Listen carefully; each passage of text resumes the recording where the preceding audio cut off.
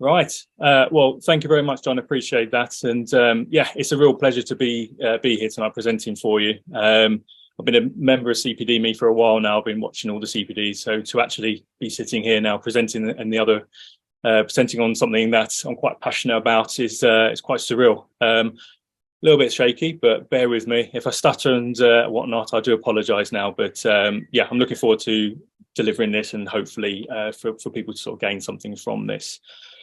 So welcome everybody for joining in tonight. Thank you very much for giving me an hour of your time. I really appreciate it. Hopefully there will be lots of things you can take away tonight, and we can start implementing into your own sort of studies straight away. So little disclaimer just before we start with this presentation.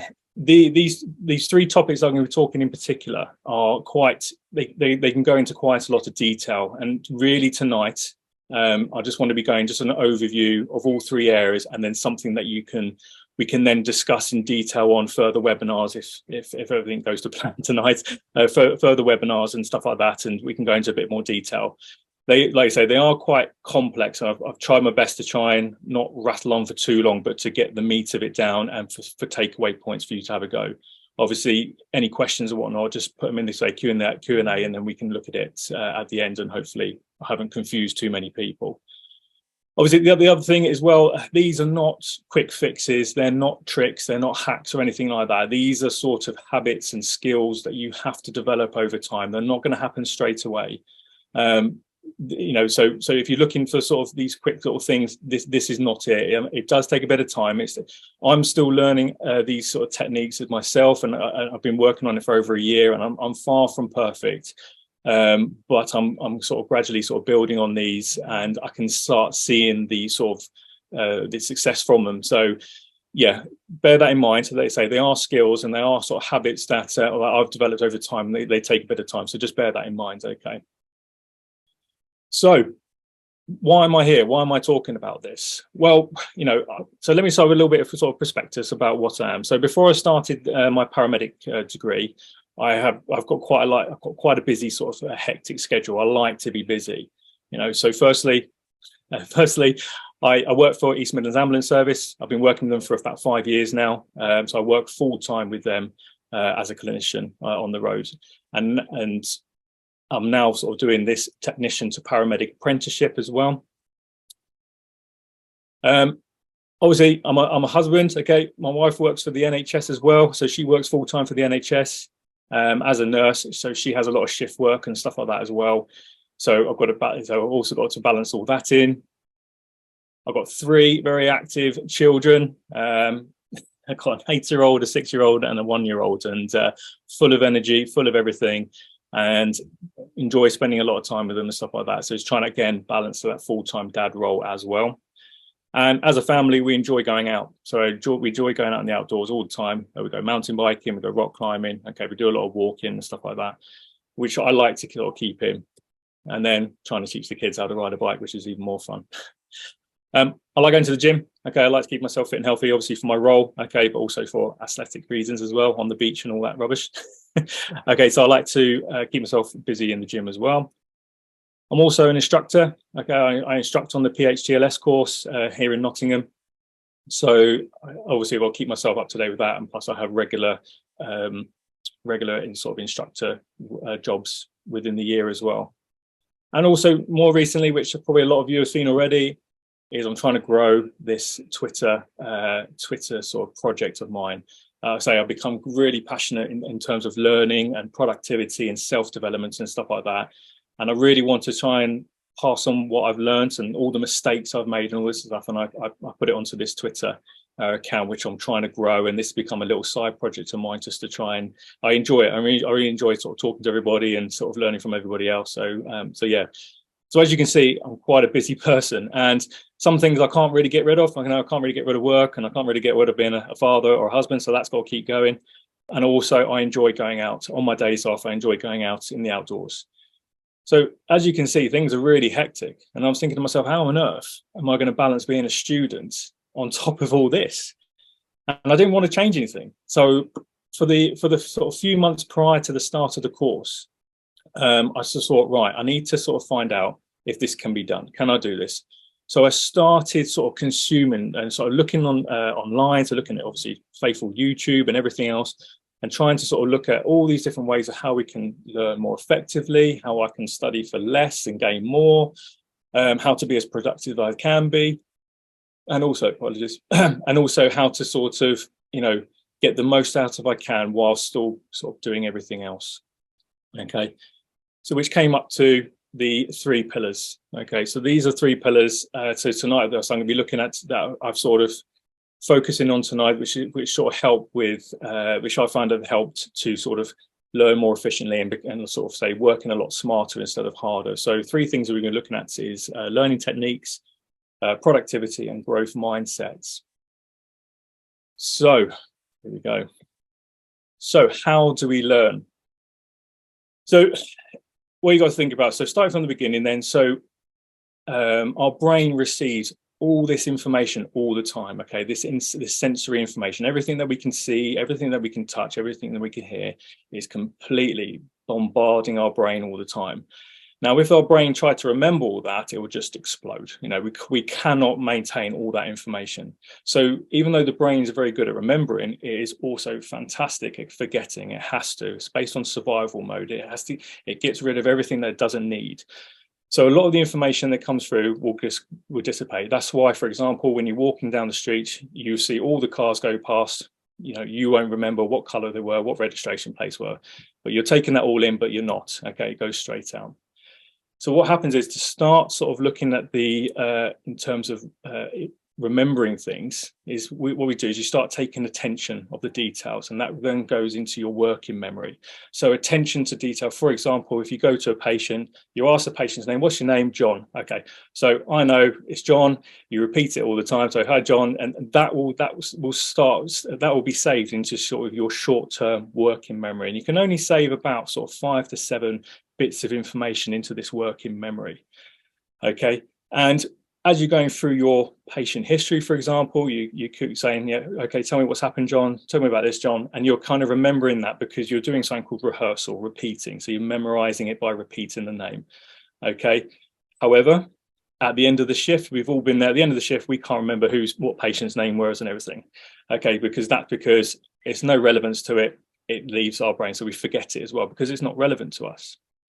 Now, this is where this is the bit that we're going to be looking at tonight, is how do we turn that sort of stuff from the working memory into the long-term memory, where we can start learning things that we do on our courses, our paramedic degrees and stuff like that, and how we can retain it for a lot longer. Okay, because previously when I've done a degree in the past, I used to spend hours just trying to remember things, and it just wouldn't stick. You know, I used to write reams and reams of notes from lectures, and it just wouldn't stick. Okay. So what we're going to look at is looking at the long-term memory and how we do that. Okay, so the brain will remember stuff that is either relevant, is meaningful, or there's some kind of emotional attachment to. Okay, so for example, we all remember to the infinite detail of our first cardiac arrest. We remember our first heart attack. It's just those things that get bedded into our mind because they are relevant and they have an emotional attachment to. Okay, and this sort of process is called encoding. Okay, so encoding is how we transfer that information from a working memory into a long-term memory. Okay, so that's what you've got to kind of think about for the rest of this presentation. Is we need, obviously, the information that goes from working memory into long-term. Okay, it needs to be relevant, it needs to be meaningful, and all those got to be some kind of emotional attachment to. Okay, however, again, like I say, if for example, in our long-term memory, we're not using it frequently enough, okay, by using the skill of retrieval, okay, if we're not using it enough, okay, then information will just be forgotten, and it just naturally does that because it has to free up space for everything else. Okay, hopefully that all makes sense in terms of how we learn. Okay, so like I say, we're going to be focusing on encoding and retrieval tonight. Okay, now it's quite a complex topic, and I'm hopefully can sort of give you some simple practical techniques that we can go away tonight and have a practice on. Okay, and it'll just it'll help you with in terms of how to learn faster and how to be more efficient. So encoding, so what is it? So it's an act of moving, like I say, from information from your temporary store, okay, in your working memory into your long-term permanent memory. Okay, the more deeply we encode our information, the better we can recall it and the better we can retain it. All right. So how do we do this? Okay, so this is Bloom's taxonomy. Okay, and this is how we develop that deeper understanding, deeper encoding ability. So as you can see, there's 6 levels of cognitive learning. Okay, and it forms a bit of a hierarchy. We're starting with the basic at the bottom, where we sort of memorize and understand, which are the classes like the lower order of learning. Okay, to the highest level where we're looking at analyzing, evaluating, and creating. These are classes, sort of the higher levels of learning. Okay. So we're going to briefly just go through each one and see and show you how it works, and then hopefully this will start making a bit more sense to you. So at the bottom, then you've got level 1, which is memorization, remembering. Okay, the first two, the remembering, understanding, this is kind of what we were taught at primary school, secondary school. Okay, we're given a fact and or a definition or a concept, and we just memorized it. We just went through our head again and again and again. Okay, we use a lot of repetition. We focused on sort of memorization techniques. Okay, and we spend a lot of time using like flashcards and stuff like that to try and remember. Okay, and all we're doing with this technique is basically we're just trying to smash this idea into our head. Okay, constantly, and just keep smashing against our head until eventually it goes in. Not very efficient, takes hours and hours to do so, and days, and sometimes you can even come back to it in a few days and go, I can't remember any of that. So you kind of wasted your time trying to do that, haven't you? So moving on to sort of level 2, which is understanding. Okay, this is where the student starts to sort of focus on understanding the information. Okay, so when we're trying to understand everything, we're still looking at in an isolated information. So that concept on its own is isolation. It doesn't mean anything. Okay, even though it's better than memorization because we kind of understand what it means, when it's on its own, we in isolation, we can't really remember it, and the brain usually forgets it. Okay. So moving on to level 3. So this is where we start looking at applying this what we call higher order learning. Okay, so this is where we start looking at the concept that we've just learned. Is how do we apply it to a situation, a case study? How do we use that information to apply it to a concept? And this is where things will start getting interesting, where you actually will start to retain information. Okay, so you're looking at the information, you're applying it to a problem that you have, okay, or you're given a question and you're trying to retrieve that information and apply that to that sort of problem to solve it. Does that make sense? So that's applying. So that's like the entry level of where we should be. We shouldn't be dealing with this remembering and understanding anymore. We need to be looking at starting off with applying, okay, and then gradually moving up the hierarchy. So next on is analyzing, okay, which is about comparing different ideas and concepts with each other. So we're saying that we understand this, okay, and we understand this. But how do they relate? What are the similarities? What are the differences? We're sort of comparing and contrasting, trying to find different ways to try and group things. So what we're looking for is relationships. Now, this is where it gets really good. And this is how we retain long-term information, by looking at the relationships between concepts. So we're no longer looking at it as an isolated thing.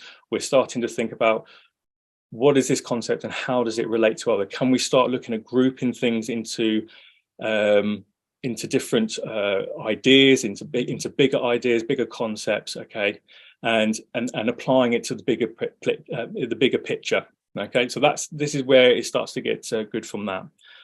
So that's analyzing, and then we start moving on to sort of evaluating. So we can take it to the next stage, which is evaluating, where we're not just looking at comparing ideas, but now we're starting to critically think and prioritize them. Okay, which concepts are more important than the other? Which group of concepts are more important than the other? Okay, one could be slightly more important in one situation, but not in the other. And you'll see this with university, because a lot of the essay questions that we get is how to critically evaluate and stuff like that. And if we're still, and this is the issue in terms of, like, at school level, we weren't sort of taught that. We were taught about sort of memorizing and passing tests, which have very simple questions. And we weren't sort of taught, as we've gone through high school and everything else, to sort of apply this sort of analysis and evaluation. But then we've been thrown in university, where you're expected to be able to analyze and critically evaluate and stuff like that. And then this is where it gets a bit, and this is how I found it. I was just like, oh my God, how am I supposed to do all this? So, and then So that's evaluating. So you're looking at prioritizing and everything else, and then finally you've got create, okay, which is the last level, and this is where research comes into things. So you're using the information that you know, you've analysed concepts together, you've evaluated them, you've got a much better understanding, and then you've got creation, which is where sort of like research questions come from, and this is like a level, like a mastery level of understanding. You've got complete understanding of the whole picture, how it relates to each other, the bigger picture, and you can start creating research questions, hypothesize things and stuff like that, and that's like PhD sort of stuff. Okay, does that all make sense? Hopefully. So 3 things that we can start to do to apply this. Now this is quite sort of there, so what I'm going to do is so the 3 things that we can take away from this to start working on improving our encoding ability is, first of all, you need to identify where you are in this hierarchy at the moment. Okay, hopefully we're not down on memorization. Hopefully you are a little bit higher than that. Okay, for me, for example, I'm probably at the apply. I'm really good at applying the knowledge to a concept in terms of situations I've seen. I can apply, oh yes, I know that to that. So now I'm kind of working on the analysis side of things, and that's what I've been working on over the last sort of 3 to 4 months, and I'm trying to get better at analysing concepts, looking at things in the bigger picture, comparing each other, and that's where I'm at the moment. So looking at the taxonomy, think about where you are at the moment, okay, and then you want to look at trying to progress on to the next level. Okay, we don't want to be going straight into, if you're on the apply level, straight into evaluation. Okay, it's not going to work. Okay, you're going to be so fried, your head's going to be, it's not ready. Okay, we called it developing cognitive load. Okay, we need to be progressively building up. We need to get into the point where you're learning something and where you're thinking, this is difficult, but are kind of getting it. That's where we need to be. Okay, if we're going into something and you're like, I don't understand a word of what I just said, I don't know what's going on, it all doesn't make sense, then that's a bit too far. Okay, you need to step it down a bit. Okay, so look at where you are, look at the next step up, and start thinking about how we're going to do this. So once you've done that, then you need to start thinking about how the information that you get given at university, how you're going to apply it. Okay, so you need to start looking at things in layers and building up in layers. So looking at headings, for example, to start with, and what you're trying to do is try and look for relationships. Look for relationship between the topics, okay, and how they relate to each other, okay, and how they relate to the bigger picture. Ask the questions when you get told of information. Just think to, well, why is this important? Why do I need to know this? You know, especially as a paramedic, you know, when we deal with a lot of sort of information on different medical conditions. If you're told something in a lecture, or you read something, or you watch something from YouTube, or listen to a podcast, instead of just writing stuff down straight away, just think about it and go, why is this bit of information important? How does it relate to each other or other concepts that I know from sort of pre-knowledge that you have? And how does it relate to the bigger picture? Okay. Then the last thing is about, how can I apply this? Okay, and we kind of do it. This is why we do the CPD stuff, isn't it? We sort of have to, we sort of reflect on everything that we do. Okay, you know, anyone in the medical field is very big on self-reflection, and this is what you need to do, is think about the information you get and how you can apply it. Why is it important? How does it relate to itself in the bigger picture? And then last thing to try and have a go at, okay, is in terms of writing notes. I was awful at this. I used to write reams and reams and reams of notes. I literally regurgitated everything that the lecturer said on a piece of paper, highlighting little bits and bobs, and I went home and knew nothing. Nothing made sense and everything else. And I was just like, it doesn't matter. I write it down because I can revise for it later and stuff like that. And then you kind of think to yourself, well, why am I revising later? Why can't I just learn it now? And then it's done. And then, so if that's the case, that's where it comes of, like, you know, trying to learn a bit smarter and sort of use your time more wisely.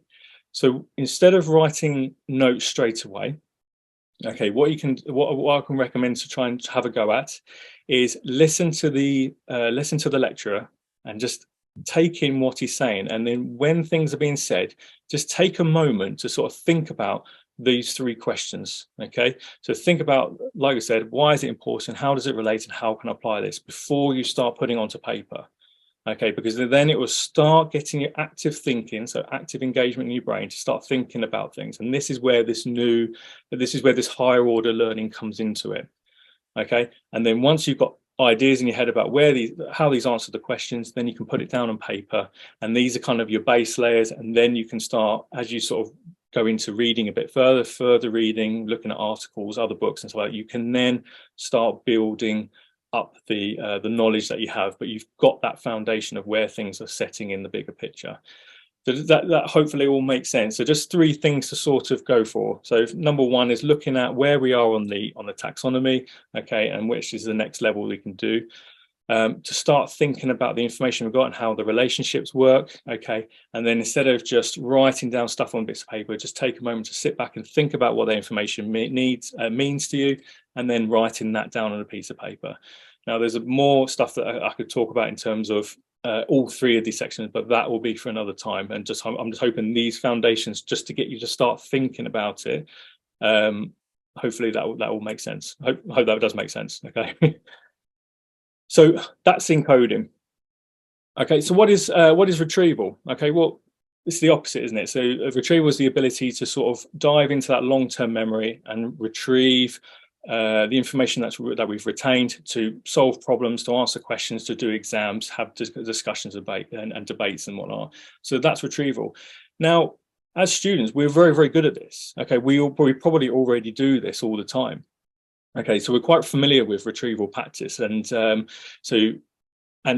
what you've got to remember is that encoding and retrieval work together. Okay, so sort of things that you've probably seen on retrieval, okay, is writing flashcards. Okay, writing loads and loads of flashcards, thousands of flashcards, which you then spend hours and hours and hours going through. Okay, and again, it gets to the point where we're like, well, I'm doing all these flashcards, but they're just not going in. Okay, we got other ones, which is like so doing exam papers, past paper questions, anything like that. You can write your own questions, okay, based off the information. So you write your own questions from there, and you can use that as retrieval.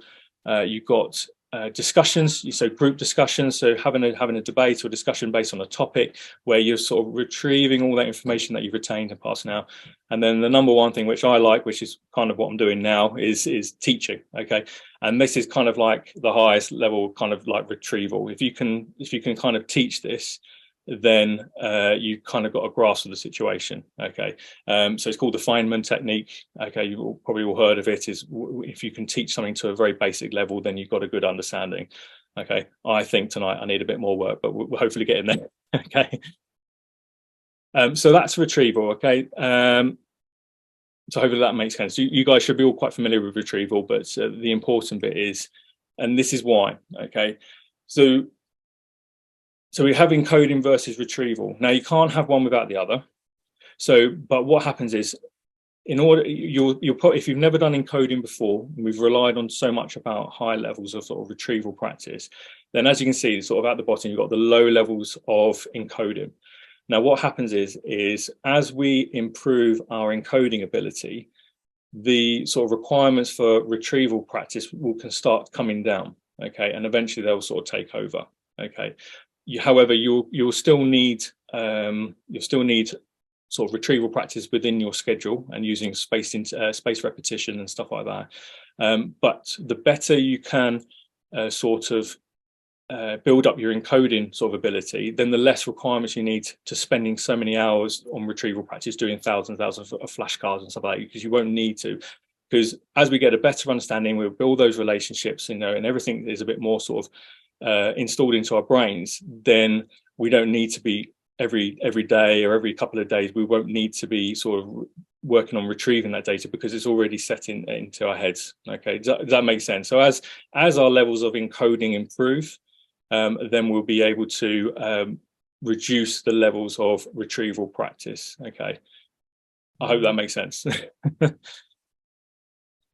So that was learning, okay, and that's hopefully it's given you a bit of a sort of a foundation to sort of have a look at and stuff like that, and have a think about. Like I say, by all means, ask some questions if anything doesn't make sense. It's like I say, it's quite a complex topic to try and get into one presentation, especially when I'm talking about the other 2 things as well. But we can definitely look into more detail about encoding and retrieval. So moving on then to productivity. So this is one of the second pillars that helped me sort of trying to become a bit more sort of smarter with my studies, rather than sort of working a lot harder. Like I say, you can see I've got quite a hectic schedule. So productivity is very much individualized. It's whatever is a priority to you. So this is kind of my formula that I used to try and sort of establish what my productivity was. So it's time management plus my task priority. And it's times by the habits and the routines and systems, and all this added together is productivity. Okay, so what I'm going to show you now is what sort of system I use, the systems and routines and the habits I use to develop like my productivity sort of schedule, which help me sort of balance everything. And I'll explain what each beat is. But this is quite individual to me, but you can take away bits that you feel that might work for you and have a play with and stuff like that. So my weekly calendar, this is this week, as you can see. So basically every Sunday, what I do is I do an overview of the week. So every Sunday, sort of evening time, okay, I'll look at my week and I basically will start blocking and batching out my days. Okay, in general, no detail or anything like that, but I'll start blocking. Okay, and then what I try and do is I try and balance everything with a bit of time, and there's, as you can see, there is gaps in there for a little bit of leniency and stuff like that, but I try and sort of block things so I've got an idea of what I'm kind of doing. So it just it takes away a lot of that decision making when I kind of got an idea of what I'm kind of do. I have every day so that's my week sort of thing, and then in the evenings, every evening before bed, I have like a nighttime routine where I will plan in sort of a bit more detail each day that follows. So I know exactly what I'm doing. I know what jobs I've got, what tasks I've got planned, what stuff I've got to do with the kids or anything like that, obviously with the family and work, fitting in obviously shift work and stuff like that. So I'll have a more detailed one on the end of each evening. But as you can see, every day I have a high priority task. Okay, so, and that's what's in the yellow. So it's kind of like uni studies. What I do is I usually get myself up early. So I'm up at sort of 5 a.m. I'm a bit of a morning person. I'm not an evening person at all. I don't like evenings, but I'm more functional in the mornings. So while the family are still asleep, I'll be up. I've got my morning routine. Okay, and then I start going into sort of 3 hours of sort of focus work, and I'll dedicate that 3 hours to be my high priority task for that day. So for the last few days, it's been preparing for this presentation. In past, it's been like essays and stuff like that. And I make it completely sort of deep focus, everything. There's no distractions. I haven't got my phone with me. Nothing's on, and I can just focus my mind and crack on with 3 hours of work, and just get that done. I then block out, obviously, what I have is my sort of like non-negotiables. So I've kind of got like five sort of non-negotiables that I like to fit in as a priority throughout my week. And I want to try and get as much of that in as possible. So for example, I've got my gym sessions, which I block in. I've then got my family time. I've then obviously got my work stuff, and then sleep, which is obviously quite important. So I then block that in. Okay.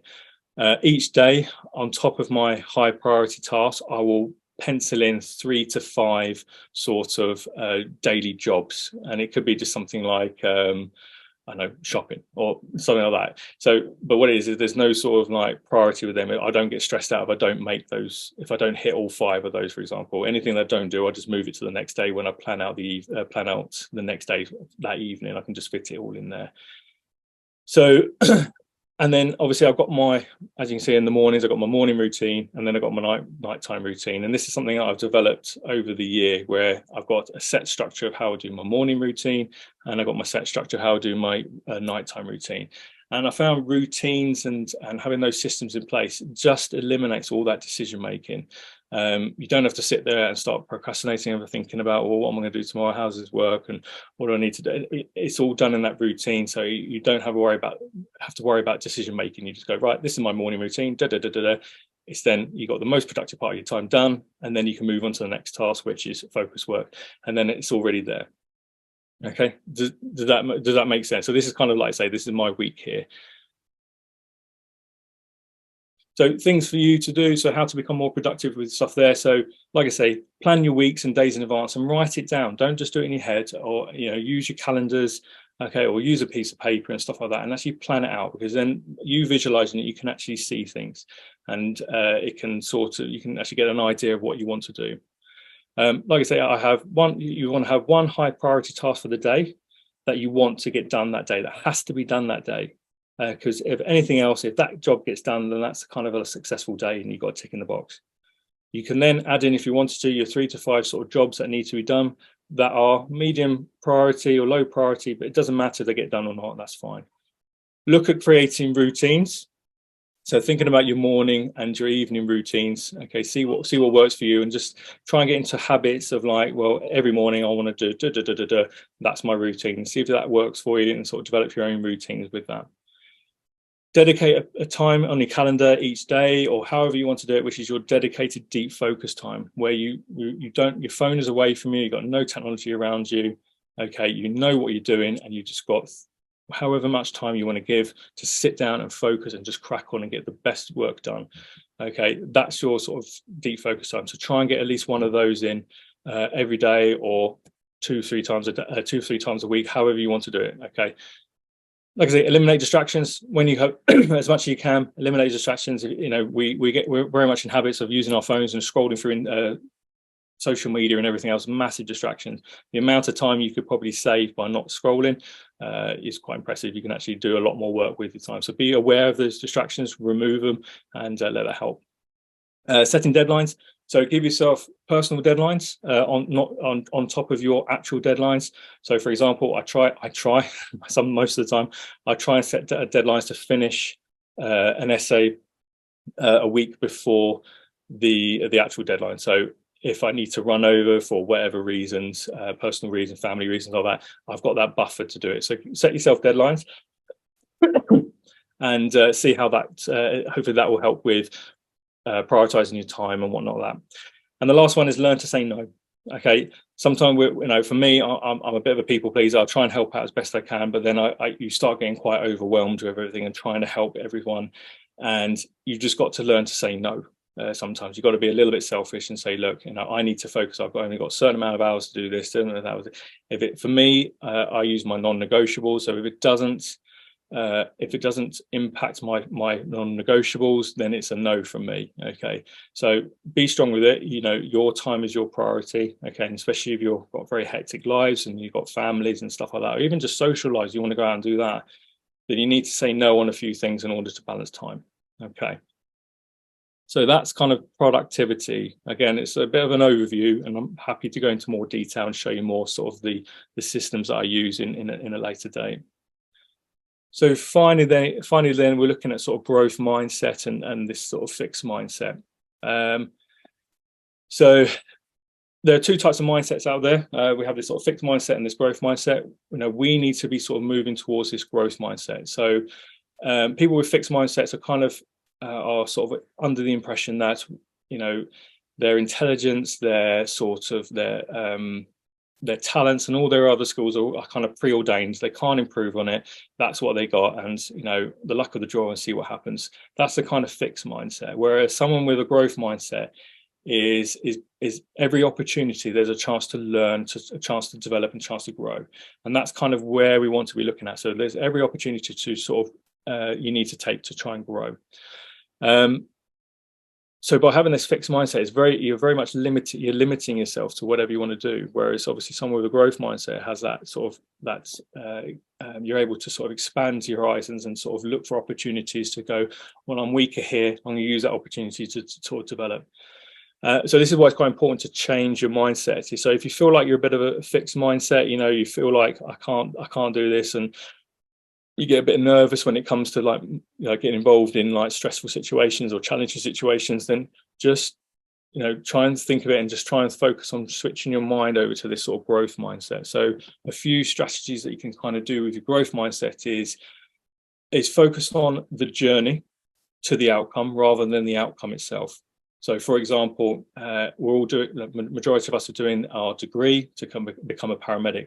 So instead of worrying about achieving your paramedic status, okay, and just focusing all your attention on that, you're missing out of all this opportunity through the whole journey. Okay, so focus on the journey, enjoy the journey, and learn to grow and learn to find opportunities within the journey which by doing so will 10x your sort of ability at the end as a paramedic. You'll be more sort of well-rounded and developed and have a much better understanding of things if you had a growth mindset approach compared to a fixed mindset. So focus on the journey rather than the outcome. Next one is don't look at failures as a negative. Okay, look at failures as a learning opportunity. Okay, I was always told that if you're not failing, you're not trying hard enough. Okay, so really sort of focus on, every time you think of it as failure, think about, this is where all this self-reflection comes back in, and that's something that we all do quite well, I believe. So any sort of failure, think of it as a learning opportunity. Go, what went wrong? What can I learn about it? What can I do differently next time? And then learn from that. And that's that growth mindset. So don't look at failure as a negative thing, look at it as an opportunity to learn. Next one is don't step back from difficult situations or difficult challenges. Get stuck in there. Okay. Sometimes we're on placements, and for me, my weakness is sort of mental health jobs. I'd rather sort of just step back a little bit because it's not my forte, but I need to get in the habit of just getting stuck in there. So get in there, get involved, and then and those are the opportunities where you'll grow. Your confidence will start to improve as you deal with these difficult situations. Okay, and these little challenges, and you can learn from them again and think, well, next time I can do this better, next better. So again, you can see it's a self-reflection post. Next one is look at where you need to be going and where you are now, and think about what skills or what attributes you need to develop in order to get to that position where you need to be. Okay, so for example, like from this presentation, when I first started a paramedic degree, I knew that learning was going to be an issue. So I then went off and learn how to learn. Okay, so find the skills that you need. So if it's for example, talking to patients, start looking at ways of how to communicate with people, how to have discussions with people. You know what I mean? So just look for those skills and attributes that are required to be a better version of where you want to be, and sort of be open and honest in how you're going to do that, and sort of dig into those things and start looking. And if needs be, you've got your mentors, okay, and you've got these people that are already qualified. So the people that are slightly ahead of you, look at them, look how they are, these people that you look up to, look at how they are acting, how they are, what sort of attributes they have, and you can use that as a bit of a guide to go, well, this is where I would like to be. Okay, what do I need to do to get there? And you can start planning your journey, okay, and planning those skills and stuff like that to start developing to get to that position. Hopefully that makes sense. So like I say, growth mindset is where we want to be focusing on as a student or as a clinician, rather than that fixed mindset. Oh, so the little summary then. So like I said, there's three things hopefully you've picked up from today. Like I said, there's a bit of an overview, but hopefully you can understand. So just briefly, looking at how to learn, we want to be focusing more on that encoding, looking at those relationships, okay, looking at how you're going to look at those concepts and how they relate to each other. Okay, productivity is all about time management and task priority. So think about what tasks are priority to you and how you're going to manage your time to do that. And then obviously growth mindset. So think about every opportunity as a chance to grow and reflect and to develop. So use those opportunities. Don't worry about sort of resisting or anything like that. Be as open as you can, learn everything you can, and hopefully that will help. These three things will hopefully help you become, so you're able to sort of study smarter and not harder. Thank you very much. I hope I haven't waffled on too long, and hope I haven't confused anybody, but thank you very much for listening. If you've obviously got questions, Q&A now, but if you want, obviously I've got my Twitter thing, which is obviously at the Lee McLaren, and obviously you've got my email address there. If you ever want to, if you go away from today and you have some more questions, then by all means drop me an email, we can discuss this further. Thank you.